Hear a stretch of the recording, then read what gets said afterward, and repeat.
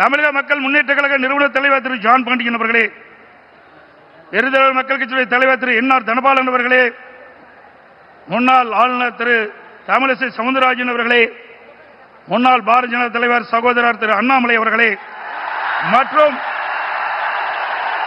மேடையிலே வீட்டிருக்கின்ற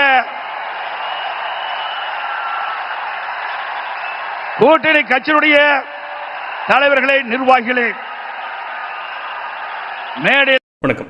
இன்றைக்கி அண்ணாமலை ரோடில் மொத்தமாக 3 அப்டேட்டு. முதல்ல ஸ்டாலின் அவர்கள் என்டிஏக்கு எதிராக, அதாவது தமிழகத்துக்கு வந்து எப்படி பாஜக வஞ்சிக்குது அப்படின்னு சொல்லி ஒரு பதிவு பண்ணியிருந்தாங்க. அதுக்கு ரிபட் பண்ணுற விதமாக பயங்கர கடுமையாக டீட்டெயில்டாக ஒரு பாயிண்ட்டையும் ரிபட் பண்ணி அண்ணாமலை அவர்கள் ஒரு பதிவு போட்டிருக்காங்க. அதில் எந்த அளவுக்கு அவங்க பதில் போட்டிருக்காங்கன்னா, கிட்டத்தட்ட முன்னாடிலாம் அந்த காலத்தில் டாய்லெட்டில் கண்டதை கிறுக்கி வைப்பாங்க, அந்த மாதிரி இன்னும் நீங்கள் வந்து வாய்க்கு வந்து உளறிட்டுருக்கீங்கிற அளவுக்கு ஒரு கடுமையான ஒரு பதில், ஒரு பாயிண்ட்டும் ஸ்பெசிஃபிக்காக அவர் ரிபட் பண்ணியிருக்காங்க. அது வந்து முதல் அப்டேட்டு. ரெண்டாவது, நேற்று மோடிஜி தமிழ்நாட்டுக்கு வந்து எல்லா என்டிஏயில் இருக்கிற எல்லா அரசியல் தலைவர்களையும் ஒரே மேடையில் ஏற்றி ஒரே மேடையில் வச்சு அவங்க வந்து பிரச்சாரத்தை ஆரம்பிக்கணும் அப்படின்னு சொல்லி அறிவிச்சிருக்கிறாங்க. அந்த பொதுக்கூட்டம், அதில் அண்ணாமலை அவர்கள் 8 நிமிஷம் பேசியிருக்கிறாங்க. அதில் இன்னும் நிறைய சுவாரஸ்யமான விஷயங்கள், அண்ணாமலை அவர்களுக்கு எந்த அளவுக்கு ஒரு பொதுமக்கள் மத்தியில், அங்கே இருக்கிற தொண்டர்கள் மத்தியில் எவ்வளோ பெரிய ஒரு சப்போர்ட் இருந்துச்சு நிறையா இடங்களில் அப்படிங்கிறத பற்றி அப்புறம் நிறைய என்னுடைய அப்சர்வேஷன்ஸ் அண்டு தாட்ஸை வந்து ஷேர் பண்ணுறேன். அது வந்து 2வது அப்டேட்டு. 3வது 2 வாழ்த்துக்கள்.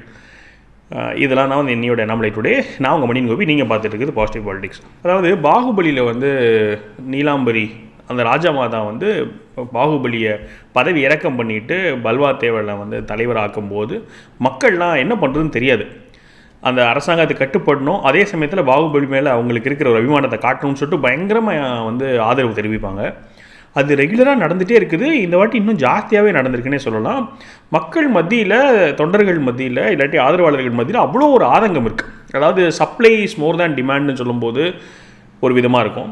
இந்த வாட்டி என்ன இருக்குன்னா, டிமாண்ட் வந்து அதிகமாக இருக்குது, சப்ளை கம்மியாக இருக்குது. அதாவது அண்ணாமலை அவர்கள் மேலே அவ்வளோ பெரிய அபிமானம் இருக்குது, ஆனால் அவருக்கு ஒரு சரியான அங்கீகாரம் கிடைக்கல அப்படின்ற ஒரு ஆதங்கம் இருக்குது. சரி, அப்போ நீங்கள் தான் அங்கீகாரம் கொடுக்கல, நாங்கள் போதுமான அளவு அங்கீகாரம் கொடுக்குறோம் அப்படின்னு சொல்லிட்டு ஒரு கட்டத்துலேயும் வந்து காமிச்சிட்டே வராங்க. இது வந்து ஏடிஎம்கேயும் சேர்ந்து தான் வந்து இதை நடத்துகிறாங்க. அதாவது இது ஒரு என்டிஏ கூட்டம் சொல்லிட்டு எடப்பாடி பழனிசாமி அவர்களுடைய படம் வந்து மோடிஜி படத்துக்கு ஈக்குவலாக வச்சுருக்காங்க. எனக்கு அதுவே மன சங்கடம் தான். சரி, பண்ணுறாங்க. அவ்வளோ பெருசாக வச்சு அதிமுக தொண்டர்கள் அவ்வளோ பேர் உள்ளே இருக்கிறாங்க. அப்படி இருக்கக்கூடிய ஒரு கட்டத்தில் இவர் வந்து பதவியிலேருந்து வெளியே வந்து ஒரு பல மாதங்கள் ஆனது கட்டத்தில் அண்ணாமலை அவர்களுக்கு கூட்டத்தில் அவ்வளோ பெரிய ஆரவாரம், அதை யாராலையும் மறைக்க முடியாதுல்ல, அது சத்தம் தானே. எல்லாருமே வந்து கலங்கி போகிற அளவுக்கு ஒரு ஆதரவு இருக்குது. நான் அந்த ஒரு சில வீடியோஸ் ஃபஸ்ட்டு காமிச்சிட்றேன். அற்புதமான தேசிய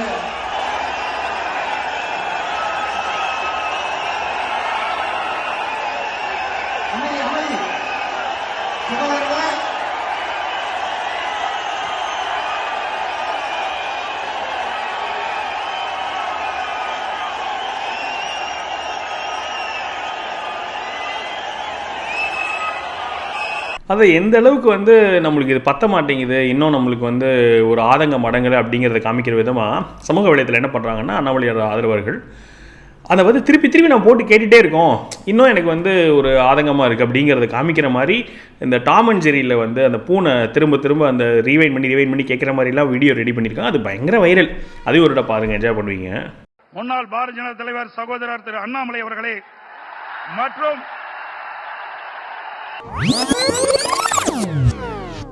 முன்னாள் பாரதிய ஜனதா தலைவர் சகோதரர் திரு அண்ணாமலை அவர்களே, மற்றும்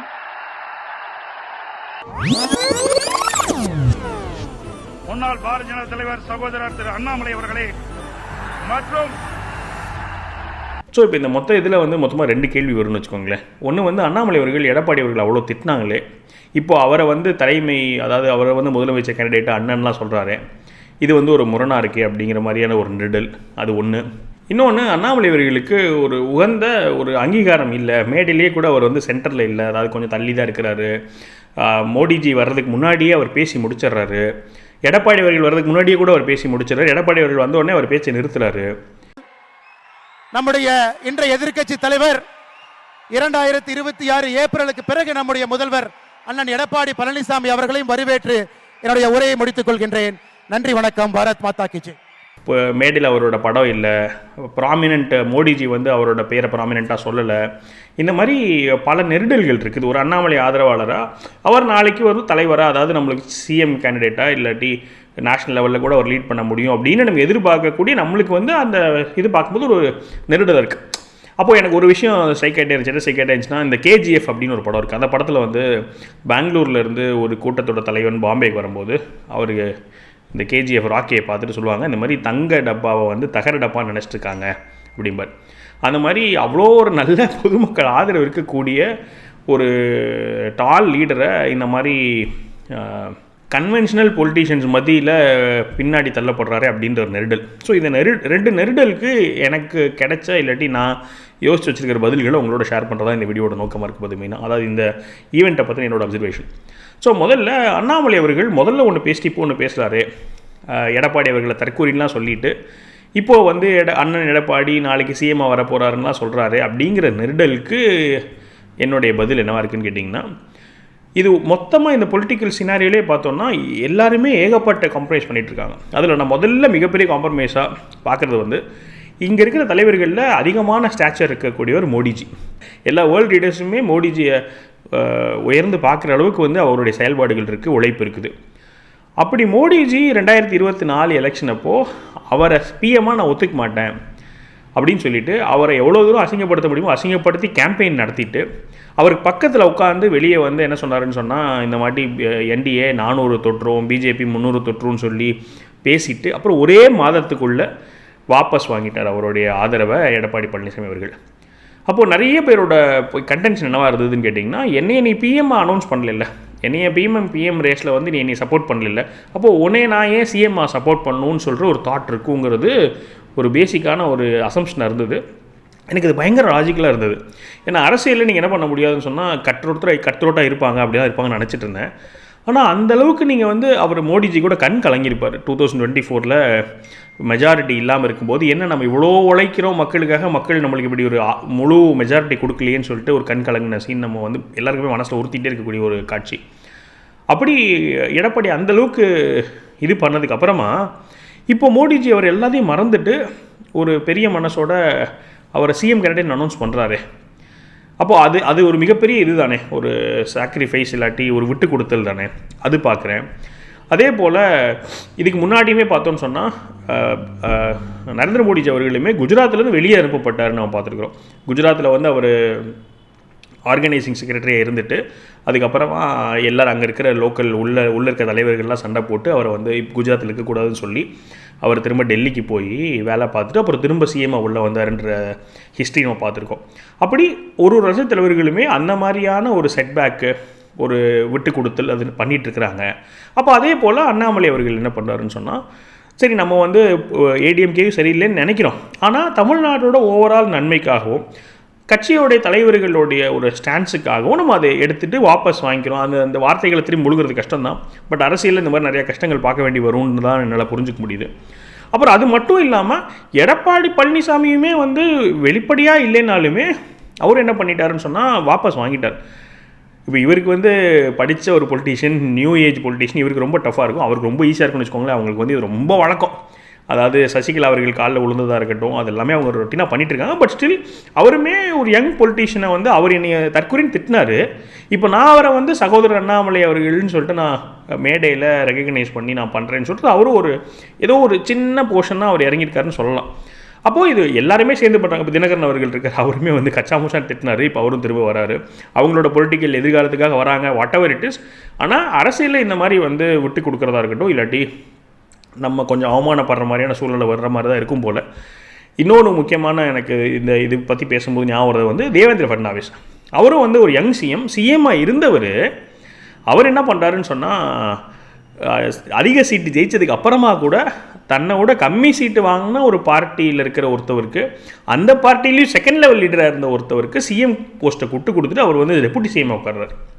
அது எனக்கு பயங்கர ஆச்சரியமாக இருந்துச்சு. இது வந்து கொஞ்சம் அவமானமாக இருக்குமே, சிஎம்மாக இருந்த ஒரு ரூமில் டெபுட்டி சிஎம்மாக போய் உட்காரணும், அதுவும் யார்கிட்ட போய் உட்காரணும், பெரிய ஆள்கிட்ட உட்காந்தாலும் பரவாயில்ல, நம்மளோட கம்மி சீட்டு வாங்கின பார்ட்டி அதில் உள்ள செகண்ட் லெவல் லீடர்கிட்ட போயிட்டு நம்ம வந்து டெபுட்டி சிஎம்மாக உட்காரமே எவ்வளோ ஒரு நெருடலாக இருக்குமே நினச்சிருக்கேன்.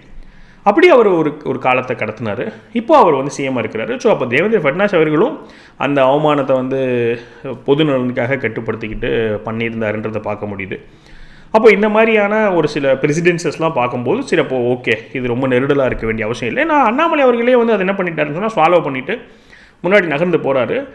இன்னொன்று மெயினாக என்னென்னா, தமிழ்நாட்டில் அவ்வளோ தூரம் அராஜகம் பண்ணுறாங்க திமுக. அப்போ அதை வந்து அன்சீட் பண்ணுறதுக்காக இந்த மாதிரி விஷயங்கள் பண்ணுறாங்க. அப்போது செல்ஃப் ப்ரைடை விட ஸ்டேட் நலனுக்காக நம்ம பண்ணுறோம், முள்ளை பிடிச்சாலும் முழுசாக பிடிக்கணும்பாங்களா, அந்த மாதிரி வந்து பண்ணுறாங்க அப்படிங்கிறது புரிஞ்சிக்க முடியுது. இது வந்து முதல் செட் ஆஃப் நெருடல். ரெண்டாவது, அவருக்கு போதுமான அங்கீகாரம் இல்லையே. அதாவது மேடையில் இவ்வளோ பேர் இருக்கிறாங்க, அதில் அண்ணாமலை அவர்கள் ஃபோட்டோவே இல்லை, மொத்த ஸ்டேஜில் ஃபோட்டோ இல்லை. அஃப்கோர்ஸ் அண்ணாமலை அவர்கள் மட்டும் இல்லை, மற்றபடி இப்போ ஹெச் ராஜாவாக இருக்கட்டும், இல்லாட்டி தமிழிசையாக இருக்கட்டும், இல்லாட்டி வானதி சீனிவாசனாக இருக்கட்டும், அவங்க ஃபோட்டோ எதுவுமே இல்லை. கட்சி தலைவர்கள் ஃபோட்டோ தான் இருக்குது. அப்போது வந்து ஒரு போதுமான அங்கீகாரம் இல்லையே, முன்னாடியே பேச வச்சுட்டாங்க அப்படின்லாம் பார்க்கும்போது மோடிஜி எல்லாருக்குமே தெரியுது. என்ன தெரியுதுன்னு சொன்னால், இவர் வந்து ஷோவை ஸ்டீல் பண்ணக்கூடிய அளவுக்கு ஒரு பாப்புலாரிட்டி வச்சிருக்கிறவர். ஏன்னா 2-3 இடங்களில் அது நிரூபிக்கப்படுது. இப்போ நான் வந்து எடப்பாடி பழனிசாமி அவர்கள் அண்ணாமலை அவர்கள் பேச சொல்லும்போது சொன்னதாக பார்க்குறேன், ஸோ காமிச்சேன். இப்போ அண்ணாமலை அவர்கள் பேச வரும்போது என்ன மாதிரியான ஒரு ஆரவாரம் இருக்குன்னு ஒரு வீடியோ இருக்குது, அது நீங்கள் பாருங்களேன். அற்புதமான தேசிய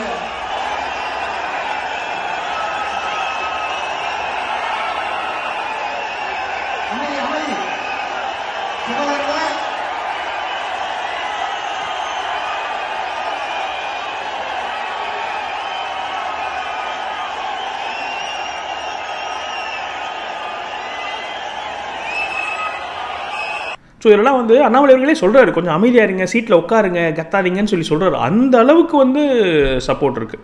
அப்புறம் வேலுமணி அவர்கள் பேசுகிறாரு, அப்போ அவர் குறிப்பிடும் போதும் அவ்வளோ பெரிய ஆரவாரம். முன்னாள் மாநில அண்ணாமலை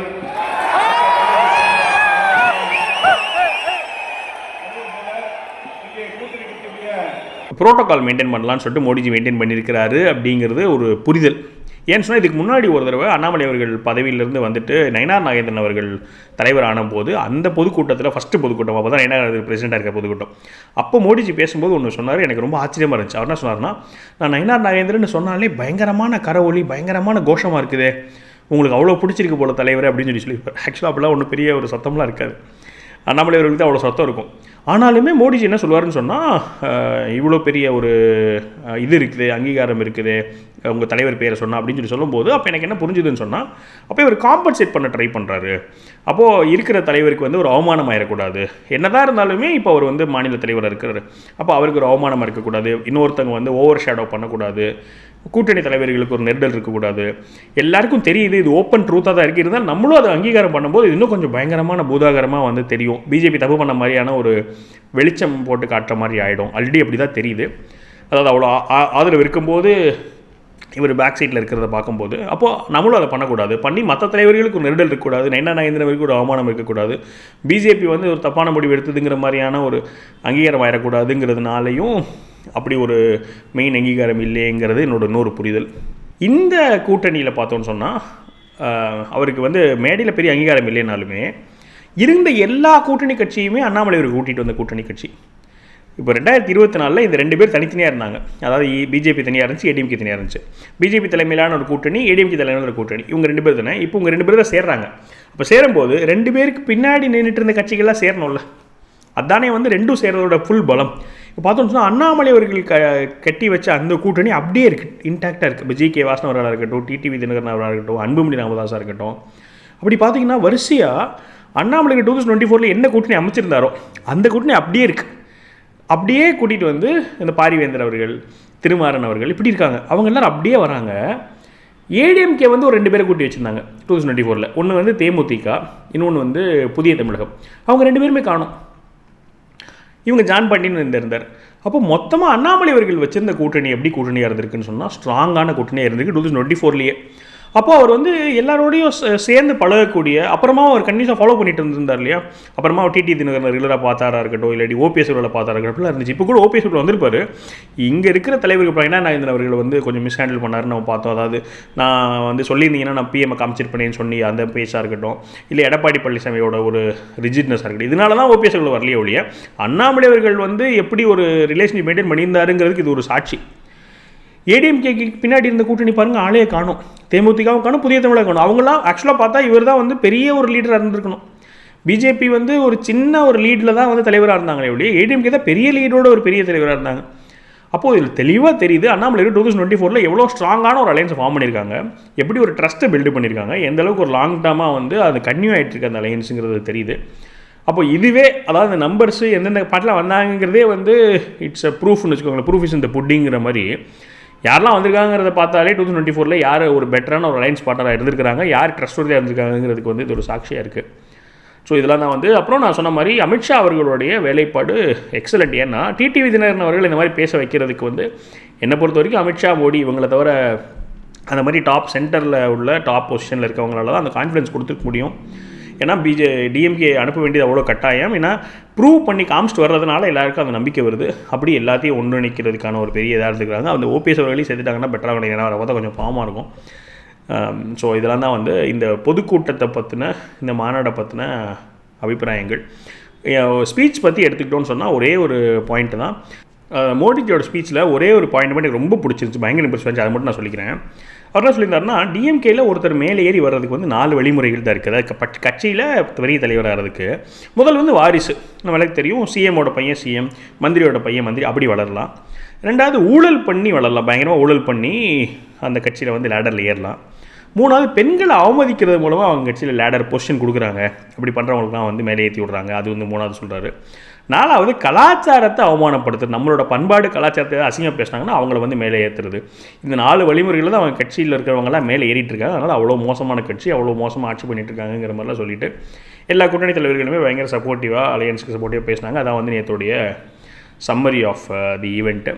அதுக்கப்புறமா ஸ்டாலின் அவர்கள் வந்து என்டிஏக்கு அகெயின்ஸ்டாக ஒரு போஸ்ட் ஒன்று போட்டிருந்தார். அதுக்கு டீட்டெயில் ரிபட்டல் அண்ணாமலை கொடுத்திருந்தார். ஒன்று பாயிண்ட் பை பாயிண்ட் ஃபேக்சுவலாக ரிபட் பண்ணியிருக்காரு. அது கூட சேர்ந்து பயங்கர ஹார்ஷாகவும் ஒரு ரிப்ளையும் கொடுத்துருந்தார். அது கண்டிப்பாக பார்த்துருங்க.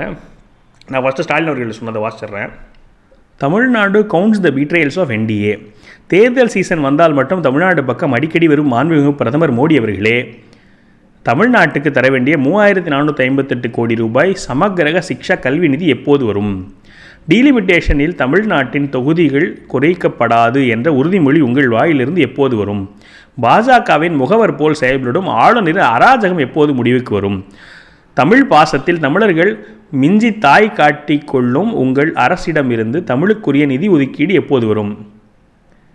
எம்என் ரேகா தொடரும், மாநிலங்கள் மீது நிதி சுமையை ஏற்றி ஊரக மக்களின் வாழ்வாதாரத்தை ஒழித்து கட்டும் விபி ஜிராம்ஜி கைவிடப்படும் என வாக்குறுதி எப்பொழுது வரும்? 10 ஆண்டுகளாக இன்ச்சாக ஒன்றிய பாஜக அரசு இழைத்து வரும் மதுரை எய்ம்ஸ் எனும் 8வது உலக அதிசயம் எப்போது எங்கள் கண்முன் வரும்? இயற்கை பேரிடர்களுக்காக நாங்கள் கேட்ட நிவாரணத் தொகை எப்போதுதான் வரும்? ஓசூர் விமான நிலையம், கோவை மற்றும் மதுரை மெட்ரோ திட்டங்களுக்கு எப்போது ஒப்புதல் வரும்? கீழடி அறிக்கை எப்போது வெளியே வரும்? ஒட்டுமொத்த தமிழ்நாட்டு மக்களின் ஒருமனதான கோரிக்கையான நீட் விலக்கு எப்போது அமலுக்கு வரும்? தொடர்ந்து துரோகங்களை மட்டுமே செய்யும் பாஜக கூட்டணிக்கு தமிழ்நாடு எப்போதுமே தோல்வியைத்தான் தரும். நம்மளுக்கே கோவம் வருது, அண்ணாமலை அவர்களுக்கு கோவம் வரதானே செய்யும். அது என்ன ரிப்ளை கொடுத்துருக்காருன்னு பார்ப்போம். திமுக கொடுத்தல் தேர்தல் வாக்குறுதிகளில் 10% கூட முழுமையாக நிறைவேற்றாமல் நாளொரு நாடகம் நடத்தி கொண்டு நாட்டு நடப்பு என்னவென்று தெரியாமல் யார் எதை எழுதி கொடுத்தாலும் அதை அப்படியே கிளிப்பிள்ளை போல ஒப்புக்கொள்ளும் முதலமைச்சர் ஸ்டாலின் அவர்களே,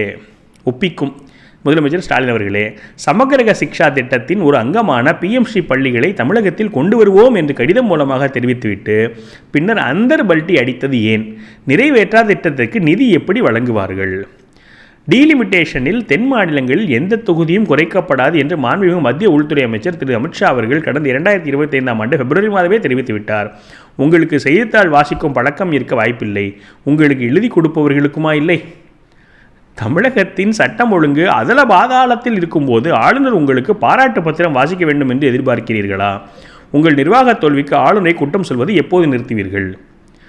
100 நாள் வேலை திட்டத்தை 150 நாட்களாக உயர்த்துவோம் என்று நீங்கள் தேர்தல் வாக்குறுதி கொடுத்து 5 ஆண்டுகள் கடந்துவிட்டன. ஆனால் ஒரு துரும்பை கூட கிள்ளி போடாமல் இருக்கிறீர்கள். மத்திய அரசு தற்போது அதனை 125 நாட்களாக உயர்த்தியிருக்கிறது.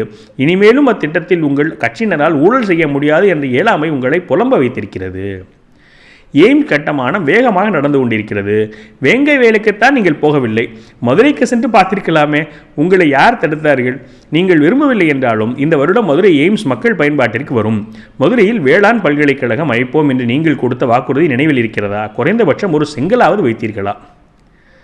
இயற்கை பேரிடர்களுக்கான நிதியை மத்திய அரசு விடுவித்துவிட்டது. 5000 கோடி ரூபாய் செலவு செய்தும் வருடந்தோறும் சென்னையை வெள்ளக்காடாக மாற்றுவதே உங்கள் சாதனை. கோவை மற்றும் மதுரை மெட்ரோ ரயில் திட்டத்துக்கு வேண்டுமென்றே உங்கள் அரசு தவறான டிபிஆரை வழங்கியது உங்களுக்கு நினைவில் இருக்கிறதா? திருத்தம் செய்யப்பட்ட டிபிஆரை மீண்டும் சமர்ப்பிக்க எண்ணம் இருக்கிறதா இல்லையா? கீழடி ஆய்வறிக்கை உலகளாவிய அளவில் கொண்டு செல்லப்பட வேண்டும் என்பதால் மேலும் அறிவியல் பூர்வமான ஆதாரங்கள் வேண்டும் என்று கேட்கிறது மத்திய அரசு. அந்த ஆதாரங்களை கொடுக்க என்ன தயக்கம் உங்கள் அரசுக்கு? நீட் தேர்வை தமிழக மக்கள் எதிர்க்கவில்லை. ஏழை எளிய மாணவர்களுக்கு நீட் ஒரு வரப்பிரசாதம் என்பதை ஆண்டுதோறும் மருத்துவக் கல்லூரிகளில் இணையும் எளிய பின்புலம் கொண்ட பெற்றோர்கள் கூறுவார்கள். மருத்துவக் கல்வி இடங்கள் விற்று இத்தனை ஆண்டு காலம் பல கோடி சம்பாதித்த திமுக கும்பலுக்கு மட்டுமே நீட் தேர்வு கசக்கிறது. ஒரு காலத்தில் தங்களுக்கு பிடிக்காதவர்கள் குறித்து பொது கழிவறைகளில் கரித்துண்டால் எழுதி அற்ப சந்தோஷப்படும் மோசமான பழக்கத்தை ஏஐ காலத்திலும் தொடராதீர்கள் முதலமைச்சர் திரு ஸ்டாலின் அவர்களே. இனியாவது மக்களுக்கான அரசியலை முன்னெடுக்க கற்றுக்கொள்ளுங்கள். ஆக்சுவலாக இதுதான் ஒரு கரெக்ட் மிக்ஸ் ஆஃப் அரசியல் அண்ட் இன்டெலெக்சுவல்னு வச்சுக்கோங்களேன். ஏன்னா அரசியலுக்கான ஒரு பதிலடி இருக்குது, ஒரு சர்க்காசமும் இருக்குது, சேம் டைம் புள்ளிவரத்தோட ஒரு ரிபட்டலும் இருக்குது. பெர்ஃபெக்ட் மிக்ஸ் ஆஃப் ரிப்ளைன்னு வச்சுக்கோங்களேன் இந்த ரிப்ளை. அதுக்கப்புறமா 2 வாழ்த்து சொல்லியிருந்தேன் இல்லையா. முதல் நேதாஜி சுபாஷ் சந்திரபோஸ் அவர்களுக்கு பிறந்தநாள் வாழ்த்து. இந்திய சுதந்திர போராட்ட வரலாறு சமரசங்களால் எழுதப்பட்டது அல்ல, துணிச்சலாலும் தியாகத்தாலும் எழுதப்பட்டது என்பதை உலகிற்கு உணர்த்திய நேதாஜி சுபாஷ் சந்திரபோஸ் அவர்களது பிறந்த தினம் இன்று. வசதி வாய்ப்பு மிக்க தனது வாழ்க்கையை நாட்டுக்காக தியாகம் செய்து ஆங்கிலேயர்களுக்கு எதிராக இந்திய தேசிய இராணுவத்தை உருவாக்கியவர், அச்சமில்லா பாரதத்தின் குரலாக ஓங்கி ஒலித்தவர், சுதந்திர போருக்கு தனது வீரத்தால் வழிகாட்டியவர். நேதாஜி அவர்கள் துணிச்சலையும் தேசத்தின் மீது கொண்ட அர்ப்பணிப்பையும் போற்றி வணங்குகிறோம். அதுக்கப்புறமா ஆந்திராவுடைய சிஎம் சந்திரபாபு நாயுடு அவரோட பையன் நரேந்திர லோகேஷ் அவர்களுக்கு பிறந்தநாள் போல். ஸோ அதுக்கு பிறந்தநாள் வாழ்த்து தெரிவிச்சிருக்காங்க. அதுக்கு அவருமே ரிப்ளை கொடுக்குறாரு. அதாவது இது ஞாபகம் வச்சு வாழ்த்து தெரிவிச்சது ரொம்ப நன்றி, நம்ம சீக்கிரம் சந்திப்போம் அப்படின்னு சொல்லிட்டு சந்திரபாபு நாயுடு அவர்கள் பையன் அதுக்கு ஒரு பதில் போட்டுக்கிறார். இதெல்லாம் தான் என்னையோடைய அண்ணாமலை டுடே. நீங்கள் உங்களோட கருத்துக்கள் பதிவு பண்ணுங்கள். நான் அந்த மாநாட்டில் நடந்த விஷயங்கள் அதில் எனக்கு என்னெல்லாம் நெருடலாக இருந்தது, அதுக்கு எனக்கு என்ன ஒரு விளக்கம் நானே கொடுத்துக்கிட்டேன் அப்படிங்கிறத உங்ககிட்ட ஷேர் பண்ணியிருந்தேன். நீங்களும் நினச்சிங்களா, இல்லை உங்களுக்கு வேறு ஏதாவது தாட்ஸ் இருந்துச்சு அதை ஷேர் பண்ணுங்கள். ஸோ தட் கொஞ்சம் நம்ம தெரிஞ்சுக்கலாம். மேலும் ஒரு பாசிட்டிவ் வீடியோவில் சந்திக்கிறேன். வணக்கம்.